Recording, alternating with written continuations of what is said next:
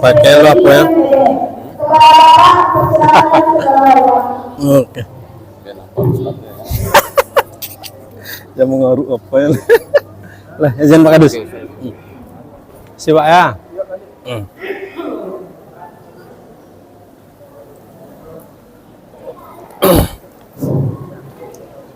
Tes 1 2 3. Pergi ke pasar pagi beli tomat. Yang membeli harus hormat. Jika Bapak Ibu umat Nabi Muhammad jawab salam saya dengan semangat. Assalamualaikum warahmatullahi wabarakatuh.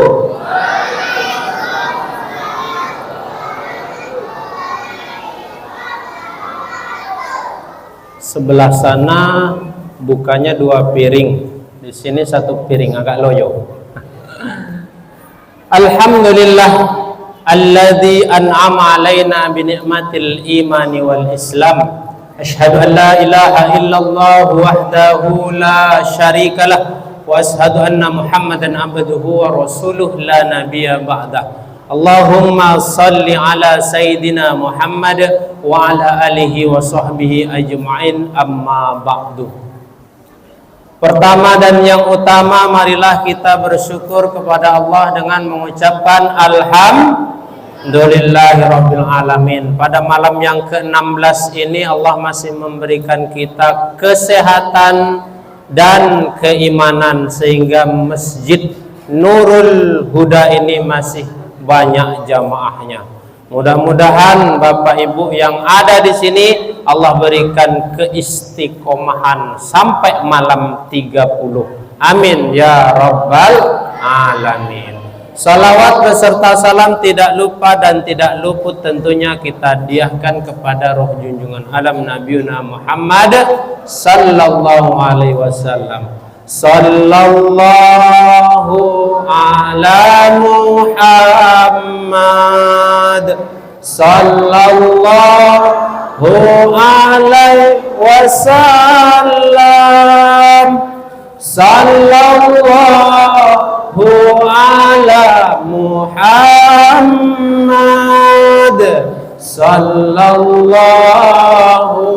alaihi wasallam. Yang saya muliakan Bapak Kadus, Bapak RW, Bapak RT yang berada di ruang lingkup Masjid Nurul Huda. Betul Nurul Huda, Pak? Jadi kalau salah sebut mohon maaf. Yang saya muliakan dan hormati Bapak Ketua Masjid Nurul Huda beserta jajarannya. Yang saya hormati dan muliakan Bapak Ibu alim ulama, cerdik pandai, asatid wa asatidah, yang insya Allah memberikan keberkahan kita semuanya. Amin ya rabbal alamin.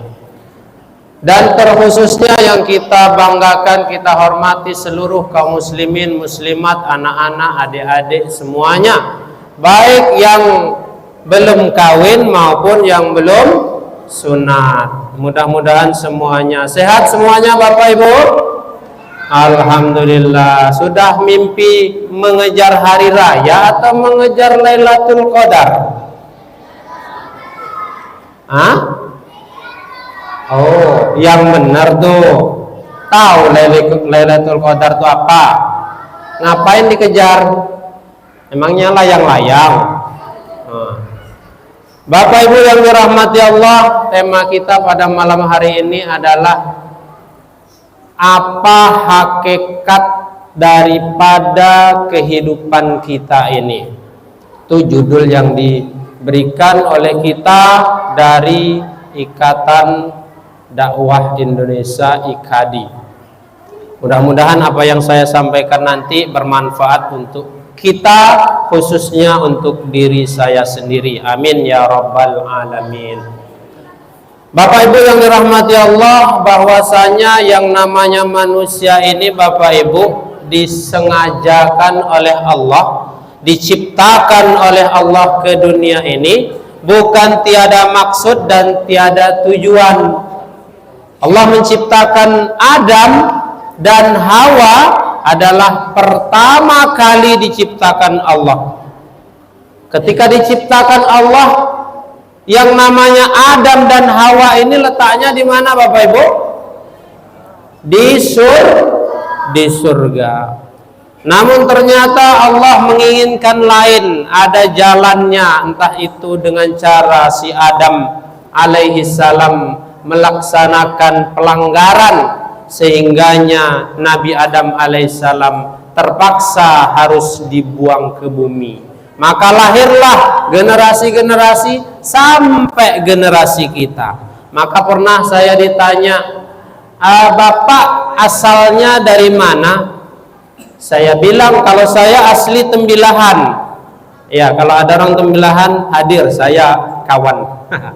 Jadi ditanya begitu, balik saya tanya, Bapak sendiri dari mana? Kalau saya Ustadz aslinya dari surga. Alamak, kata saya, dalam hati betul juga Bapak nih, aslinya dari surga kita nih. Jadi semuanya Bapak Ibu, ternyata kita ini aslinya harusnya berada di surga. Namun atas kesalahan kecil saja Allah tidak rela tempat sucinya dinodai, maka diletakkanlah kita di dunia ini. Tujuannya tak lain adalah agar kita bertaubat. Bapak Ibu yang dirahmati Allah, tentu kita dari diri sendiri pernah bertanya, apa sih sebenarnya tujuan hidup kita ini? Apakah ketika kita kecil, kemudian sekolah, setelah sekolah kita bercita-cita kuliah, setelah kuliah kita ingin kerja, setelah kerja kita punya uang, kemudian kita membangun rumah, membangun keluarga, apakah itu sudah selesai Bapak Ibu? Bahkan sekarang ini sudah kaya raya, masih ada lagi satu harapan mereka. Ada yang diperebutkan, yaitu berebut kursi. Paham maksud saya, Bu? Berebut kursi. Kursi diperebutkan. Begitulah yang namanya manusia. Maka manusia itu ketika lahir, Bapak Ibu saksikan apa yang dilakukan anak kecil dengan tangannya. Apakah Bapak Ibu melihat tangan anak kecil itu terbuka? Tidak. Anak kecil itu tangannya menggenggam. Apa maknanya Bapak Ibu? Genggaman anak kecil dari lahir menunjukkan bahwa manusia itu adalah manusia yang rakus. Ya, manusia yang ingin semua-muanya dimiliki. Namun balik ketika kita lihat ada orang yang sudah dicabut oleh Allah, meninggal dunia. Apakah Bapak Ibu masih melihat tangannya menggenggam? Kalaulah ada mayat kondisi tangan menggenggam, saya yakin yang akan memandikan akan kabur. Kenapa? Siapa tahu genggamannya itu akan menjotos kepalanya. Ya, tapi ternyata tidak. Semua tangan pasti terbuka. Kenapa? Itulah dia manusia, setelah meninggal ternyata tak ada satupun yang dibawa. Semuanya lepas, tak ada satupun. Bahkan yang lengket di badan pun mesti dilepaskan. Ada pernah orang yang kaya raya, sakit keras, berpesan kepada anaknya, wahai anakku, aku ini punya harta yang begitu banyak melimpah ruah. Ketika aku besok ternyata sudah mendahului kalian, maka aku hanya minta satu saja nak, tolong penuhi permintaanku. Apa itu wahai ayah? Aku hanya minta ada di dalam lemari itu kaos kakiku yang bolong. Pakaikanlah kaos kakiku yang bolong itu ketika aku sudah tidak berada di dunia ini, sebelum engkau kuburkan. Baik ayah, kita akan amanahkan apa yang engkau mintakan. Benar saja, tidak lama meninggallah sang ayah. Maka kemudian anaknya mengingatkan apa yang diwasiatkan kepada orang tuanya untuk memasangkan kaos kaki yang bolong. Namun ketika orang-orang sudah mulai datang, mereka mulai memandikan, maka seluruh apa yang melekat di tubuhnya dilepas. bahkan lepasan yang terakhir adalah kaos kaki. Maka ketika itu anaknya langsung mengatakan, wahai bapak-bapak, ayahku berpesan kepadaku supaya kaos kaki ini tidak dilepas. Apa kata pemandian? Bahwasanya apapun yang ada di tubuh tidak diperkenankan untuk lengket di badan. Maka kemudian itulah menjadi iktibar bagi kita. Jangankan harta benda, jangankan mobil, rumah, kaos kaki yang sudah bolong pun tidak diizinkan untuk kita pakai ketika kita sudah tidak berada di dunia ini. Bapak Ibu yang dirahmati Allah, sebenarnya mengenai tujuan diciptakan kita ini di dunia hanya dua, Bapak Ibu. Apa yang pertama? Yang pertama adalah sesuai apa yang difirmankan oleh Allah Subhanahu wa taala. A'udzubillahi minasyaitonir rajim. Bismillahirrahmanirrahim. Alladzi khalaqal mauta wal hayata liyabluwakum ayyukum ahsanu amala. Bahwasanya diciptakannya manusia itu ada hidup dan ada mati, liyabluwakum, untuk menguji siapa yang terbaik, ahsanu amala, amalnya.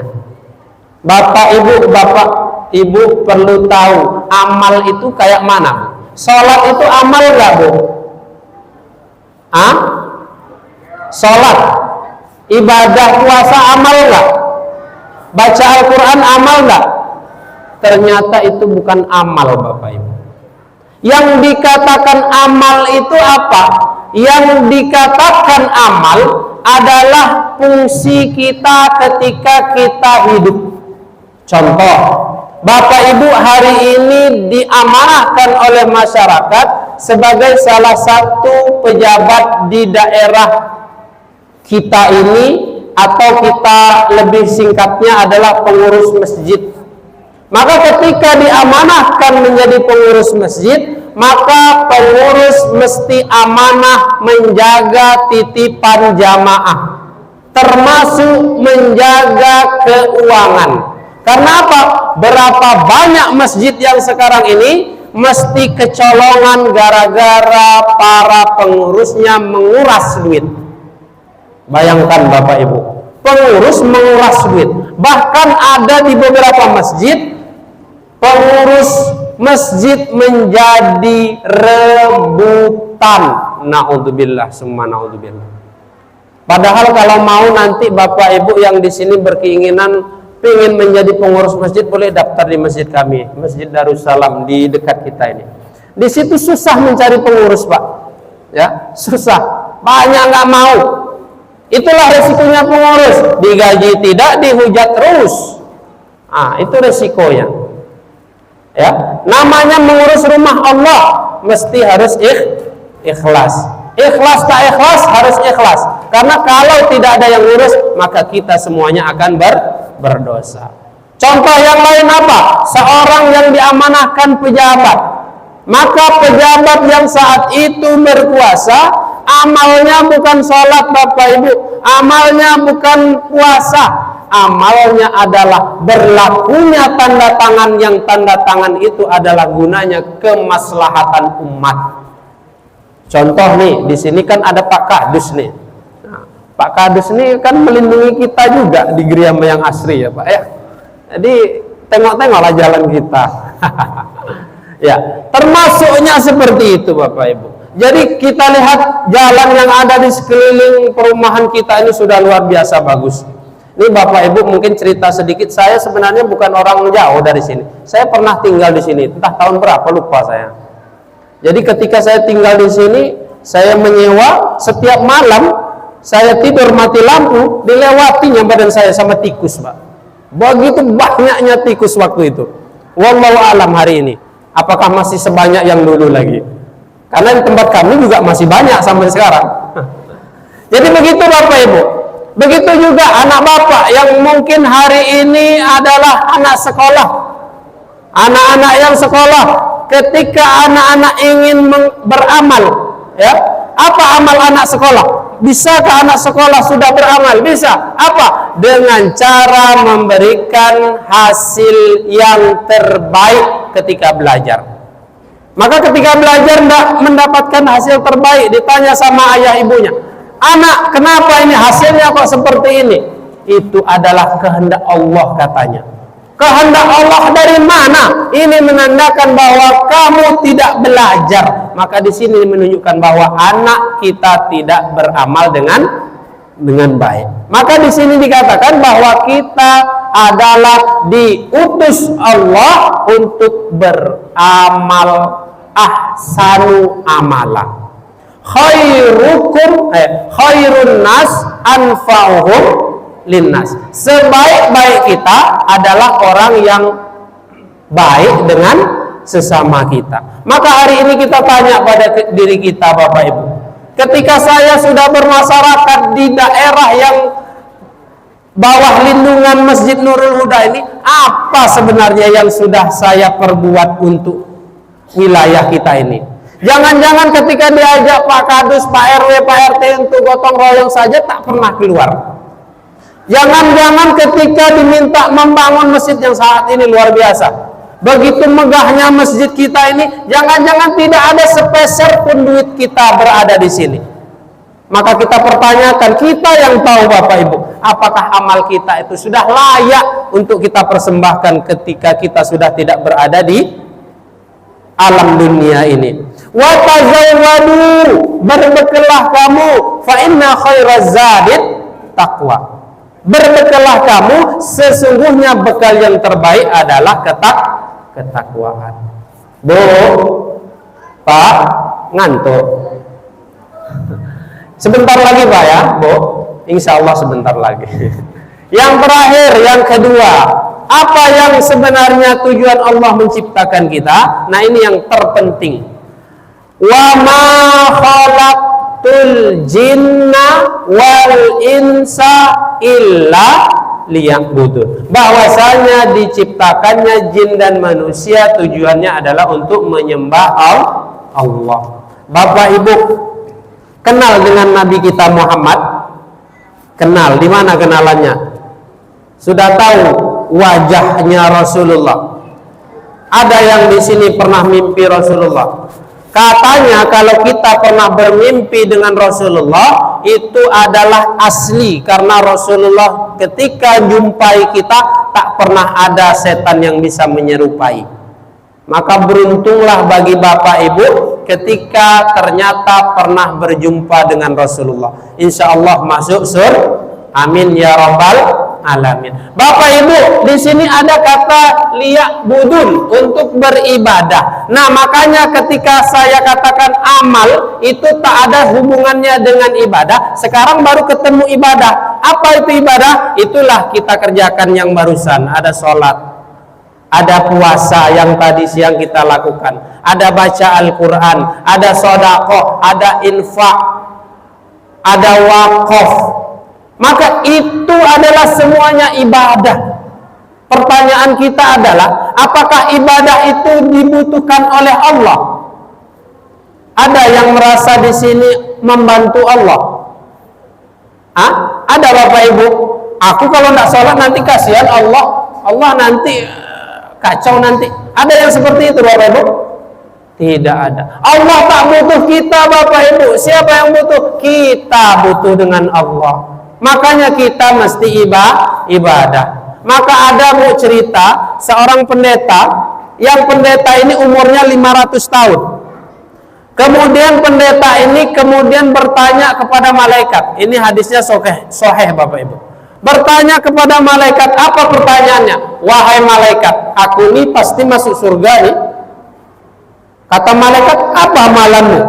Amalanku selama 500 tahun ini adalah beribadah kepada Tuhan. Tak satu hari pun terlewat kecuali aku ibadah. Ibadah. Apa benar seperti itu? Benar.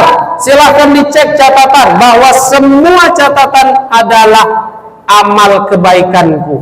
Baik, kalau memang seperti itu adalah hak kamu masuk surga, kita akan sampaikan kepada Allah. Kemudian dikabarkan, oke, sama-sama kita timbang. Berapa banyak amalmu, kita hitung-hitungan. Berapa banyak amalmu dengan berapa banyak rezeki yang telah aku berikan, kata Allah. Kemudian ditimbang antara amal 500 tahun dengan rezeki Allah 1 biji mata saja. Ditimbang. Ternyata Bapak Ibu, dengan 1 biji mata saja 500 tahun yang dilakukan pendeta tersebut sama sekali tidak bisa mengalahkan beratnya rezeki mata. Bapak Ibu, ternyata dalam tubuh kita ini, Bapak Ibu, kita sudah diciptakan adalah miliarder. Bapak Ibu, kita badan kita ini badan miliarder. Bapak bisa bayangkan contoh dari kepala saja. Rambut, berapa banyak manusia hari ini sudah tua, sudah beruban, sudah botak, pingin rambutnya tumbuh lagi. Pakailah obat, pakailah semir. Tumbuhkah rambutnya? Enggak, bahkan mengelupas kulitnya. Apa yang dilakukan akhirnya? Timbullah niat untuk muda lagi dengan membeli wig namanya. Berarti rambut mahal, Pak. Ya, rambut yang Allah ciptakan ini bukan main-main. Maka ketika ada, syukuri. Belum lagi ke bawah mata, Bapak Ibu. Hari ini berapa orang buta yang ingin melihat, tapi Allah tidak kasih jalan untuk bisa diobati. Kenapa? Karena mata itu mahal dan kuasa Allah. Sekali lagi kita ingin sampaikan bahwa tubuh yang mahal ini bukan untuk dunia, tapi tubuh yang mahal ini adalah gunanya untuk beramal sebaik-baiknya. Kita akan amanahkan, kita akan pertanggungjawabkan di hadapan Allah untuk apa saja tubuh yang mahal ini kita gunakan. Maka inilah yang dikatakan ibadah dan amal, tujuan daripada hidup kita. Mudah-mudahan apa yang telah kita sampaikan ini bisa menjadikan diri kita lebih berharga di hadapan Allah, sehingga cita-cita kita hanya satu saja, Bapak Ibu. Cita-cita kita adalah semua amalan kita adalah amalan yang diridhoi oleh Allah Subhanahu wa taala. Amin ya rabbal alamin. Demikianlah saja yang dapat saya sampaikan. Mohon maaf jika waktunya melebihi dari yang telah ditentukan. Saya mau baca pantun satu, boleh Bapak Ibu? Boleh. Pantunnya adalah sungguh indah kota Makkah, dikelilingi bukit berbatu. Wabillahi taufiq wal hidayah. Wassalamualaikum warahmatullahi wabarakatuh.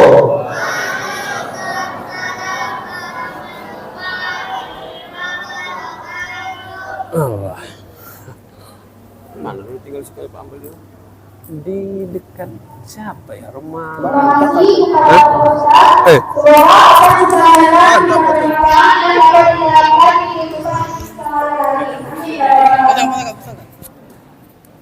Selanjutnya saya akan membacakan catatan nomor masuk. Kas masjid dan pemerintah sebesar 190.000, dari nama Allah sebesar 30.000, dari keluarga Muslimiadi Sidewa dari sebesar 500.000, total kas masjid pada tanggal 15 Ramadan sebesar 6.938.500.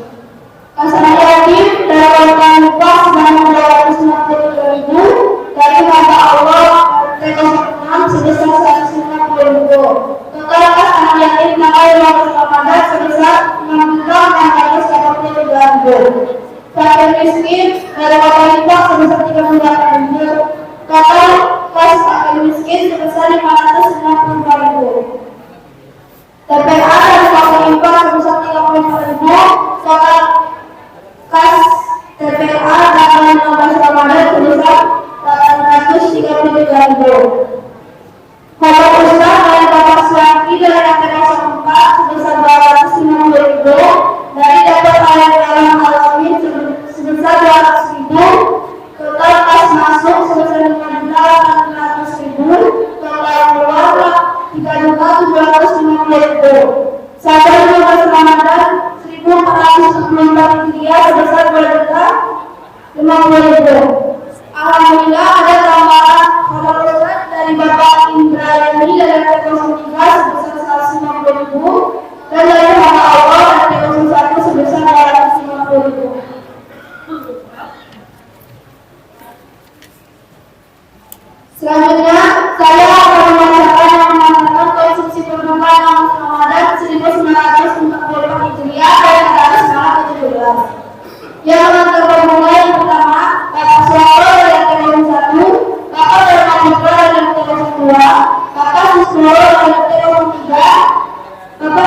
Eka Gunawan dari RT 04, Bapak Sofian Nasution dari RT 05, Bapak Wahid Andi dari RT 06, Bapak M. Yusuf dari RT 02.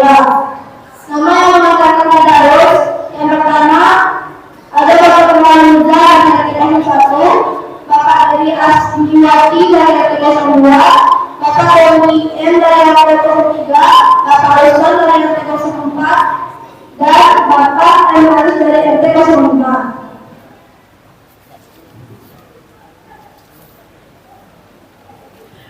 Seterusnya, saya akan membacakan lomba Saleh Semarang Ramadan tahun 1944. Yang pertama, lomba mewarnai kaligrafi umur 5 sampai 7 tahun yang diadakan hari Jumat tanggal 7 April 2023 jam 9 sampai selesai. Dipandu oleh yang pertama ada Bunda Aika, yang kedua Berdewi, dan yang ketiga Wahada. Yang kedua ada Pak Azhar, umur 8 sampai 13 tahun.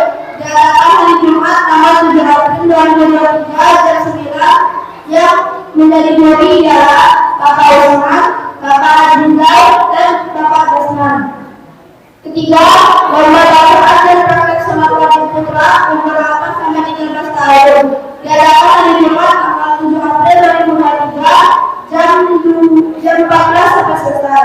Juri untuk perlombaan ini ialah Bapak Saiful Nurmende, Bapak Suryono, dan Bapak Tuan. Yang keempat, lomba bacaan dan praktek sholat wajib putri umur 8